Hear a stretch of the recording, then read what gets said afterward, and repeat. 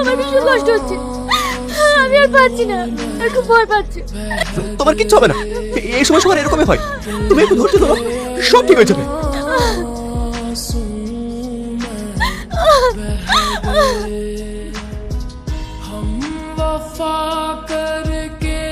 Sir sorry, আমরা মা সন্তান কাউকে বাঁচাতে পারি। আমিও বেবি নিতে চাই। তোমার মাথা খারাপ হয়েছে? ডাক্তার তোমাকে এই সময় বেবি নিতে নিষেধ করেছে, তুমি জানো না? আমার কিচ্ছু হবে না, ডাক্তার এসব বলে। আগে তুমি সুস্থ হও, তারপর ভাবা যাবে। কি হয়েছে তোমার? খুব কষ্ট হচ্ছে? তুমি এত ব্যস্ত হয়ে না, এই সময় এরকম একটু হয়। জানো, আমি মনে হয় আর বাঁচবো না। যদি আমার কিছু হয়ে যায়, তুমি আবার বিয়ে করো। কি উল্টো পাল্টা বলছো? তোমার কিচ্ছু হবে না। কান্না করেন না, আমার মেয়ের জন্য একটু দোয়া করবেন। এটা শুধু আপনার মেয়ে ছিল না, ও আমারও মেয়ে ছিল। আমরা হাসছি। নিজের খেয়াল রাখবে। তুমিও নিজের যত্ন নিও। এমন জামাই ভাগ্য করে পাওয়া যায়। তুই আজই চলে যাবি নাকি? আমাকে আজকেই ফিরে যেতে হবে, তোর আব্বা তোকে ডাকছে।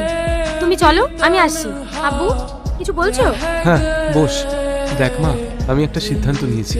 রাহুল খুব ভালো ছেলে, আর ওর মতো ফ্যামিলি আর কোথাও পাবো না। আমি তোর সঙ্গে রাহুলের বিয়ে দিতে চাই।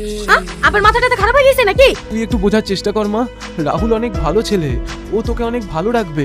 তোমার বড় মেয়ে মারা যাওয়ার সাথে সাথে তোমার মাথাটাও খারাপ হয়েছে। আমার নিজস্ব একটা স্বাধীনতা আছে, তোমরা যাকে তাকে বিয়ে করতে বলবে আর আমি সেটা মেনে নেবো? আমি আর বিয়ে করতে পারবো না। ও কি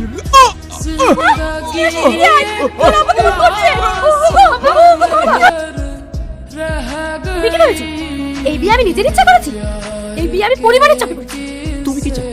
মুক্তি, মুক্তি চাই। এই নাও ডিভোর্স পেপার। ঠিক আছে, আমি তোমাকে মুক্ত করে দিচ্ছি। এখনই তুমি এভাবে ডিভোর্স করে দিলে তো আব্বা মা আমাকে দোষী ভাববে। এভাবে না। বেশ, একদিন আমি সব দোষ সব বন্দীদের ঘাড়ে নিয়ে তোমাকে আমি মুক্ত করে দিই।